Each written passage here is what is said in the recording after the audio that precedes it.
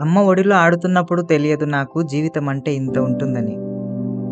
నాన్న వెంట అడుగులేస్తున్నప్పుడు గమనించుకోలేదు నా నడక తడబడుతుందని. అన్నయ్య నాకెప్పుడు ఇంత వివరంగా చెప్పలేదు సమాజం తీరు. అంతో ఇంతో తప్పో ఒప్పో నాకు నేనుగా తెలుసుకోవాలి, నేర్చుకోవాలి. కష్టమైన దుఃఖమైన మంచి జరుగుతుందంటే నా తప్పు లేకున్నా భరించాలి అని నాకు చిన్నప్పటి నుండి అలవాటైంది. ఒకరోజు నా మిత్రుడు అనిల్ ఆకలిగా ఉందని ఏమైనా తెచ్చి పెట్టమని బాధగా అడిగాడు. అది చూసి నేను వెంటనే ఎలాగైనా వాడి ఆకలి తీర్చాలని చుట్టంతా చూశా. ఏమీ తోచలేదు. కొంత దూరంలో ఎవరో కొంతమంది రావడం చూసి వాళ్ళతో తినడానికి ఏమైనా దొరుకుతుందో అడుగుదామని చూసేలోపే అనిల్ ఆకలి మర్చిపోయి వాళ్ళ దగ్గరకు వెళ్ళి వాళ్ళ డబ్బులు నగలు దొంగిలించి పారిపోయాడు. తీరా నేనే అలా చేయమన్నానని నింద వేశాడు. ఇప్పుడు వాళ్ళు మమ్మల్ని పట్టుకుని ఇంటికి తీసుకొచ్చి ఊర్లో అందరి ముందు గొడవ చేశారు. నాకు చాలా సిగ్గుగా అనిపించింది, ఇలాంటోడితో నా ఫ్రెండ్షిప్ చేశానని. ఇప్పుడు ఇంట్లో వాళ్ళు ఏమంటారో అని మరో పక్క భయం. ఇక సాయంత్రం వరకు ఎవ్వరికి కనిపించకుండా దూరంగా వెళ్ళి కూర్చున్నా. నన్ను వెతుక్కుంటూ అన్నయ్య వచ్చాడు. జరిగింది అడిగి తెలుసుకున్నాక నవ్వాడు. ఇదేంటి కొట్టకుండా నవ్వుతున్నాడని అనుకున్నాను. అప్పుడు ఒక మాట అన్నాడు. మరి నీ తప్పు లేనప్పుడు అందరి ముందు నిజం చెప్పిండొచ్చుగా అన్నాడు. ఎవ్వరూ నమ్మరని స్నేహితుడి కోసం తప్పు లేదని చెప్పలేదు అన్నాను. నువ్వు నీ పేరుకు తగ్గ లక్షణాలు పెంచుకున్నావు, ఇక ఇంటికి పద, చీకటి పడింది, కళ్ళు తూడ్చుకో అని అన్నయ్య అన్నాడు. ఇక నేను అనిల్తో మాట్లాడడం మానేశా. రాత్రి అన్నయ్య అన్న మాట గుర్తొచ్చి నా పేరు చరిత్ర తెలుసుకోవాలనిపించింది. ఇంతకీ నా పేరు చెప్పలేదు కదూ. నా పేరు శివప్రసాద్. అందరూ నన్ను శివ అని పిలుస్తారు. అలా పిలిస్తేనే నాకు చాలా ఇష్టం. అమ్మా నాన్న రోజంతా కష్టపడి మమ్మల్ని సాకేవారు. ఎలాంటి లోటు లేకుండా పెంచడం కోసం ఉన్న ఎకరం పొలంలో మట్టితో కొట్లాడి రాళ్ళు రువ్వి రత్నాల్లా తీసిన దాంతో మా కడుపు నింపేవారు. అన్నయ్య స్కూల్కి వెళ్ళేవాడు. నేను తమ్ముణ్ణి చూసుకుంటూ ఇంటి దగ్గరే ఆడుకునేవాణ్ణి. అమ్మా నాన్నల కష్టం చూడలేక అన్నయ్య ఏం ఆలోచించాడో కానీ 5వ తరగతిలోనే బడి మానేసి పనికి వెళ్ళేవాడు. నన్ను తమ్ముణ్ణి బాగా చదివించాలనుకున్నాడు. అది చూసి నేను బాగా చదవాలి అని అప్పుడే అనుకున్నాను. స్కూల్కు వెళ్ళడం స్టార్ట్ చేశా. ప్రైమరీ స్కూల్ తెలుగు మీడియంలో చేరా. మొదట్లో చాలా ఇబ్బంది పడ్డా. కుటుంబ పరిస్థితి గుర్తొచ్చి రోజు బడికి వెళ్ళడం అలవాటు చేసుకున్నాను. కొన్ని రోజులకు చదువు అబ్బిందని టీచర్ అమ్మా నాన్నలతో చెప్తే విని సంతోషపడి ఇంకా బాగా చదవాలని అనుకొని 5వ తరగతి వరకు పూర్తి చేశా.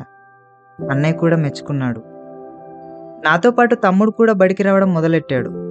ఇద్దరం కలిసి వెళ్ళేవాళ్ళం. వాడు కూడా బడికి రావాలంటే భయపడేవాడు. తర్వాత వాడే అలవాటు పడతాడని నేనేమీ అనలేదు. ఒకరోజు ఎవరో తమ్ముణ్ణి కొట్టారని విని నా రక్తం మరిగి ఆవేశంతో తమ్ముణ్ణి కొట్టిన గిరిని రక్తం వచ్చేలా కొట్టా. దాంతో గిరి వాళ్ళ పేరెంట్స్ వచ్చి గొడవ చేయగా తమ్ముడిని అనవసరంగా వాళ్ళు ఉప్పు లేకున్నా కొట్టారని చెప్పాను. దీంతో వాళ్ళు కూడా ఏమీ అనక వెళ్ళిపోయారు. ఆ రోజు నుండి తమ్ముడి బాధ్యత నేను తీసుకున్నాను. స్కూల్లో పిక్నిక్ తీసుకువెళ్లారు. పర్యావరణ దినోత్సవం సందర్భంగా ప్రకృతి గురించి మాకు టీచర్లు చెప్పారు. తెలియని కొత్త విషయాలు తెలుసుకున్నాము. ఇంతలో తమ్ముడు ఆకలని పక్కనే ఉన్న పానీపూరి బండి దగ్గరకు పరిగెత్తాడు. వచ్చేటప్పుడు అమ్మ ఇచ్చిన 50 రూపాయలతో నా ఫ్రెండ్స్ నేను కలిసి వెళ్దామని వెళ్తుండగా అక్కడే ఉన్న గిరి కూడా కనిపిస్తే తీసుకువెళ్ళాము. అప్పటి నుండి గిరి కూడా మాకు మంచి మిత్రుడయ్యాడు. అన్నీ మర్చిపోయి అలా కొన్ని రోజులు గడిచాయి. సంక్రాంతి సెలవులకు నాన్నతో పాటు పొలంలో పనికి వెళ్ళేవాడిని. అందరూ పంటలు వేసే టైం కావడంతో కూలీలు దొరకడం కష్టమైపోయింది వరి నాటు వేయడానికి. చేసేదేమి లేక మేమే వేసుకున్నాము.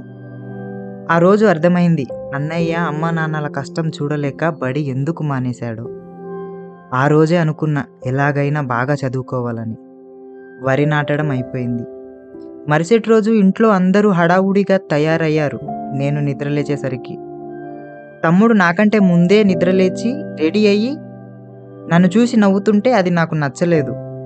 స్కూల్కి టైం అవుతుందని తొందరగా తయారవుదామని వెళ్తుండగా అమ్మ వద్దని ఊరికి పోదామని చెప్పింది. ఎక్కడికంటే చెప్పలేదు. అన్నయ్యని అడిగా, శ్రీశైలం వెళ్దాం, రేపు శివరాత్రి, అక్కడికి వెళ్తే నీ పేరు గొప్పతనం కూడా తెలుసుకుంటావు అన్నాడు. అప్పుడు అర్థమైంది, తమ్ముడి నవ్వుకి కారణం బడి మానడం. నేను సరే అని రెడీ అయ్యాను. ఇదే మా కుటుంబం అంతా కలిసి చేసే మొదటి ప్రయాణం. ఉదయం బయలుదేరితే రాత్రి 8 అయ్యింది శ్రీశైలం చేరడానికి. ఇక్కడే ఉన్న ఉచిత సత్రంలో ఉండి ఉదయాన్నే దర్శనం చేసుకుందామని పడుకున్నాము. తెల్లారేసరికి స్నానం చేయాలని లేపి నాకు బలవంతంగా గుండు చేయించారు. చాలా ఇబ్బంది పడ్డాను గుండుతో. మొక్కుబడి అని సర్దుకుపోయా. అప్పుడు అమ్మ చెప్పింది, నువ్వు కడుపులో ఉన్నప్పుడు నాకు ఆరోగ్యం బాగోలేకపోతే శివుడికి మొక్కుకున్నాము. కొన్ని రోజులకు మందులకు కూడా తగ్గని రోగం నాకు తగ్గిపోయింది. అప్పటి నుంచి నీకు ఏమీ కాలేదు. నువ్వు పుట్టాక ఆ స్వామి ప్రసాదమని నీకు శివప్రసాద్ అని పేరు పెట్టుకున్నాము అంది. అమ్మ పిచ్చితనమని నమ్మలేదు. బొమ్మలు కొందామని వెళ్తుండగా శ్రీశైల క్షేత్ర మహాత్మ్యం అనే పుస్తకం తీసి అన్నయ్య కొనిచ్చాడు. నీకోసమే చదవమని చెప్పాడు. బయలుదేరేటప్పుడు బస్సులో చదవడం మొదలుపెట్టా. కొంత చదివి మరుసటి రోజు పూర్తిగా చదివా.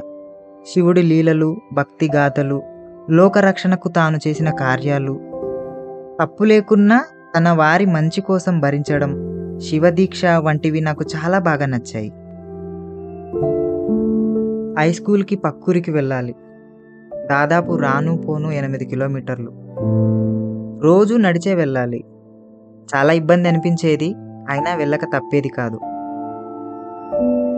తమ్ముడు నేను లేననే నెపంతో సరదాలకు మరిగాడు చదువుకోకుండా. చిన్నవాడు కదా, అందరికీ ప్రేమ ఎక్కువే వాడిపైన. ఎవరూ ఏమనలేదు. ఇలా సాగిపోతుంది. మండల స్థాయి క్రీడా పోటీలు స్కూల్లో నిర్వహించారు. నేను వాలీబాల్, క్రికెట్ బాగా ఆడతాను. అక్కడంతా కొత్త ఊరు, కొత్త మాస్టర్లు కావడంతో నాకు అడగడానికి భయంగా అనిపించింది. ఏదేమైనా సరే అడుగుదామని బయలుదేరా. అక్కడికెళ్ళి మాస్టర్ని అడగగా, మా సీనియర్ విష్ణు అని స్కూల్ మొత్తంలో తనే మంచి ఆటగాడు, తనని కలవమని సురేష్, రవి, శేఖర్లను సెలెక్ట్ చేసి పంపించాడు మాస్టారు. కానీ విష్ణు మాత్రం నన్ను చేర్చుకోలేదు. తనెందుకు నన్ను ఆడనివ్వలేదు? దానికి కారణం మా తమ్ముడు. అసలు విష్ణుకి, మా తమ్ముడికి, నా ఆటకి సంబంధం ఏంటి? మరి నా కథేంటి? ఇంతకీ నా స్వప్నం చెదరబోతుందా, చెరుపుకుంటానా? అది తెలుసుకోవడానికి నాతో ప్రయాణం చేయాలి. మరో ఎపిసోడ్లో అసలైన కథతో మళ్ళీ కలుద్దాం.